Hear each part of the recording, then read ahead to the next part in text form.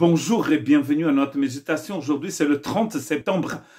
Je suis en train de méditer avec vous sur l'importance de l'amitié chrétienne. Je voudrais lire dans Luc chapitre 6, verset 31. « Ce que vous voulez que les hommes fassent pour vous, faites-le de même pour eux. » Et si nous mettons ici le mot « ami », ce que vous voulez que les amis fassent pour vous, faites-le de même pour eux.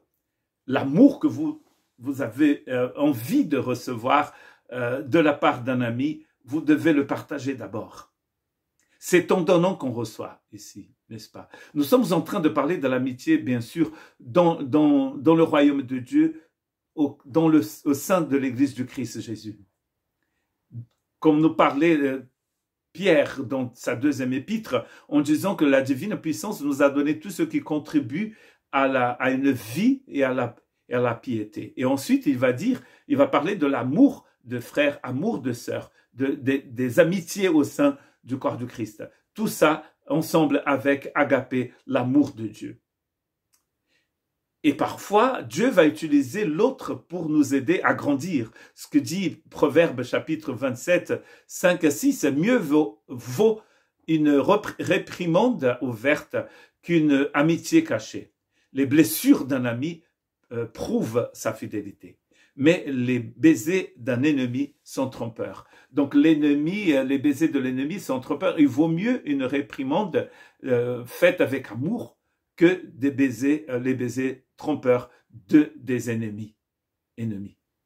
Quand on exhorte un frère, une sœur dans l'amour, surtout notre ami, c'est pour son bien. Mais bien sûr, nous sommes ouverts aussi à recevoir cette même réprimande parce que c'est très facile d'être toujours du côté où c'est nous qui faisons les choses, c'est nous qui parlons. Et bien sûr, on n'est pas en train de parler de pointer du doigt parce que quand on pointe du doigt, on oublie qu'il y a tous les autres doigts qui sont tournés vers nous. C'est dans l'amour du Seigneur que nous allons recevoir cette exhortation de la part de notre ami. Proverbe 12, 26, le juste montre à son ami la bonne voie, mais la voie des méchants les égare. Et donc, bien sûr, le chapitre 27, le proverbe 27 et le proverbe 12 vont ensemble, en fait. Ils vont ensemble. On montre à son ami la bonne voie, et cela, c'est dans l'amour qu'on le fait. C'est ouvert, c'est dans l'amour. Il n'y a rien de caché, et il n'y a pas rien de trompeur ici. L'exhortation de Paul, justement, aux Colossiens, dans Colossiens chapitre 3, versets 12 et 14, vont nous aider à mieux comprendre cela. Quand il dit « Ainsi donc, comme des élus de Dieu, saints et bien-aimés, revêtez-vous de tout sentiment de compassion. » Ces sentiments de compassion viennent de l'action du Saint-Esprit en nous. Nous ne pouvons pas avoir cette compassion divine si nous n'avons pas le Saint-Esprit. Et celui qui n'a pas l'Esprit de Christ, ça nous dit Romains 8, 9, ne l'appartient pas.